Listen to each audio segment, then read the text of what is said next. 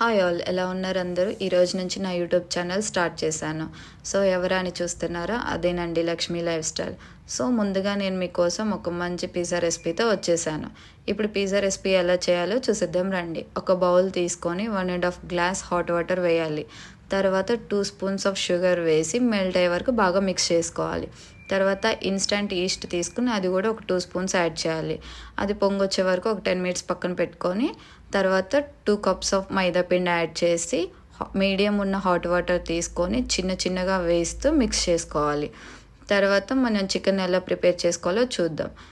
Chicken తీసుకొని దాన్ని salt వాటర్తో బాగా వాష్ చేయాలి. తర్వాత మ్యారినేట్ చేయడానికి కావాల్సిన పదార్థాలన్నీ కూడా నేను డిస్క్రిప్షన్ బాక్స్లో యాడ్ చేశాను. Please check it out.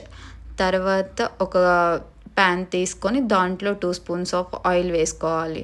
దానితో పాటు జింజర్ పేస్ట్ కూడా యాడ్ చేసుకొని మనం ఏదైతే 10 మినిట్స్ మ్యారినేట్ చేసిన చికెన్ యాడ్ చేసుకోవాలి. అది మీడియం ఫ్లేమ్లో పెట్టి కుక్ చేసుకోవాలి. నేను టొమాటో కెచప్ని నేనే క్రియేట్ చేశాను. అది కావాలంటే కామెంట్ చేయండి, వీడియో చేస్తాను.